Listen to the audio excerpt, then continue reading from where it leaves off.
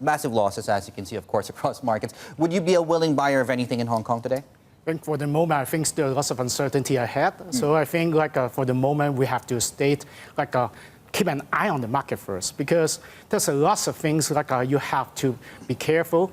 And now I think first thing I have a point out actually is the renminbi depreciation issues. Actually, a lot of people saying that maybe not a government policies and doing this and blah, blah, blah. But you see that actually is continued in CNH. You can see the depreciation is even harder and harder any other day. Right. So in this case, okay, on one hand, there may be good policies to resist the tariffs.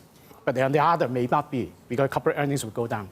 Yeah, but is it a dollar strength story, or is it a Yuan weakness story? Because Yuan those two things story can be the same sometimes. I mean, the same, but I think now is a weakening, actually because of the confidence issue in the market, because you see the trade tariffs actually imposed on China, maybe hit harder in China. Okay, but we will not see anything on the China side to boost the economy aggressively, actually put the people confidence back that. Second half this year, China will be quite good, because not even excluding those effects from the trade tariffs. So I think the most important thing now is stabilizing the renminbi. That may be a good call, actually, for the market to stabilize. Yeah, in fact, we were just showing dollar renminbi. Guys, can we get that up, please, again? It's a massive move up. It's really not about the last 12 months, but the last 12 days. Yeah.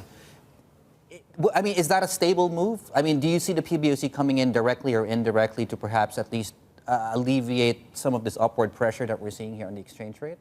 I don't think because the market right now is quite big, they may not be easy to so-called direct intervention or indirect intervention in the market. Okay. I think the market right now is very sensitive to the issues on the trade tensions.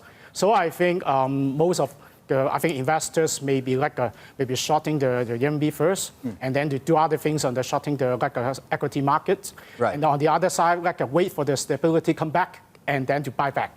So I think that may be the good issues in the market right now. So you see a lot of fluctuations in the market.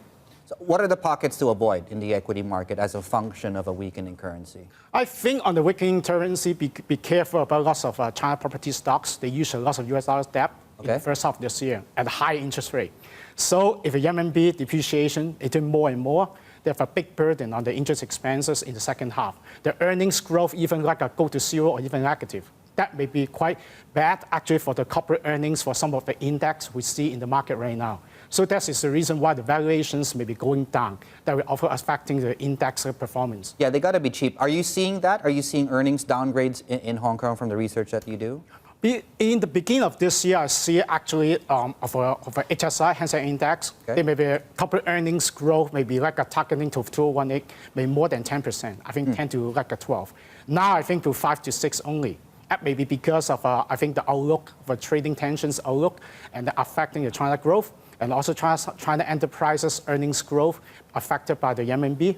That all this thing have to put together maybe make the people more pessimistic in the second half.